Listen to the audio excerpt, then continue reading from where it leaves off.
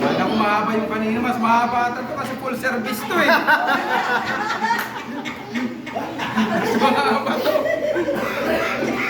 Inupuan pa doon sa gilid, oh. Parang ano na talaga sila. Oh. Kanina rare sa ito, full service talaga. Okay. Ready? Camera action. Ano na lang pala yung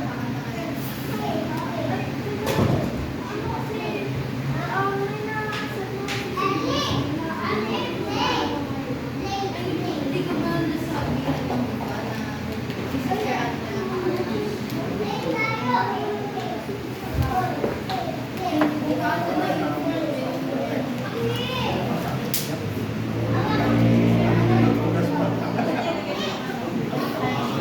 Realidad talaga, oh.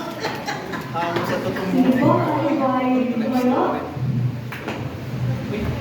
tunay ang dakila ang ating Panginoon. Amen?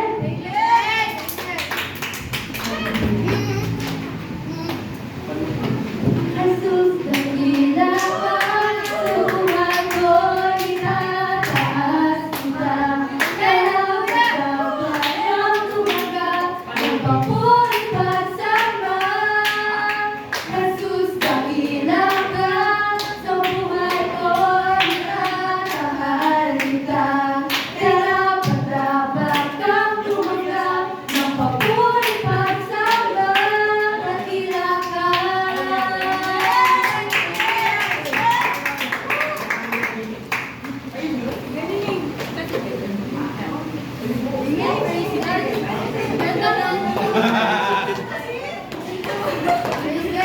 paghalatan.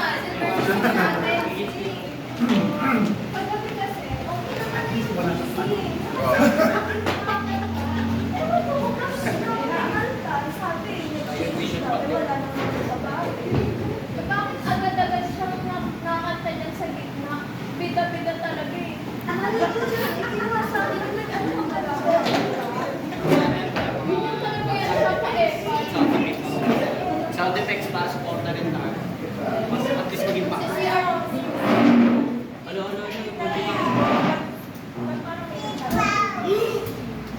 kasi sis, syempre kapag naman kita, lagi naman kita nagsabi sa lagi naman tayo sa set kung sino yung kaawit sa harapan. Nagsabi naman kasi si Bas na ako. Hindi ko alam, Bas parang bilang.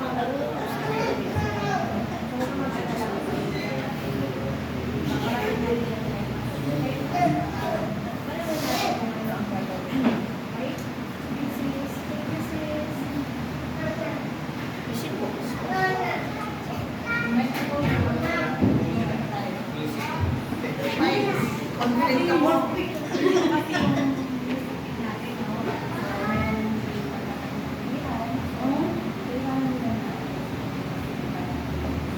Sige, tara. Sabihin natin sila. ako ka tumawa.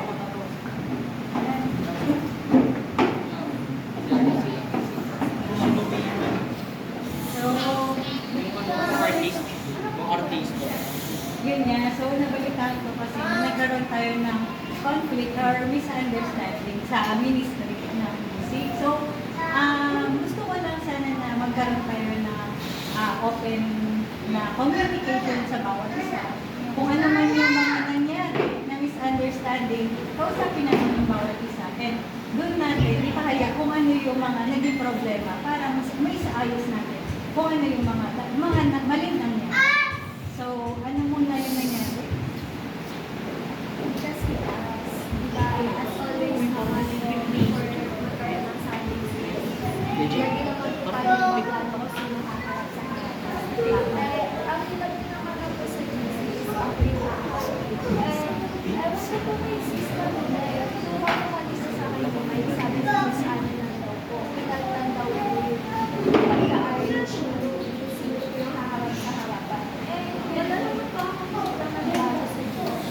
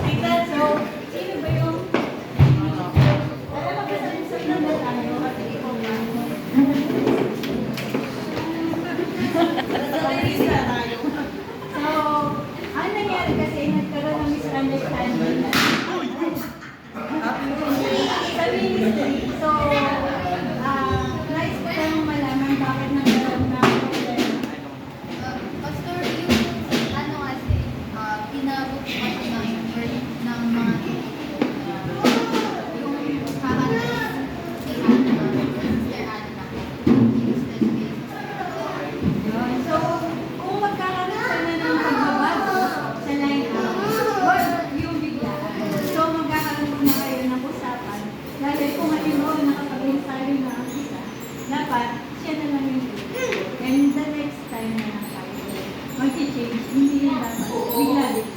So, next time na magkakaroon kayo ng problema is nais ko sana na magkaroon kayo ng open communication sa bawat isa. Hindi yung magsisimula ito ng conflict sa ministry. So, nais ko lang na kayo magkaroon ng kapatawaran sa bawat isa kung ano man yung na mga nangyari and naisaayos natin para hindi tayo nagkakaroon ng samaan ng loob sa bawat. So, kung ano man yung nangyari is magpapatawaran na tayo. Okay, okay na ba? Okay ka na ba?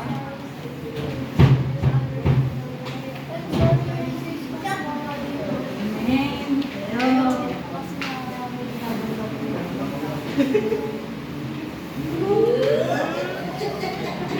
Ayan. Nagpapasalamat ako sa buhay ninyo lahat. So, nais ko lamang na ipag-pray kayo sa mga nangyari. And Lord, maraming salamat sa buhay ng bawat isa.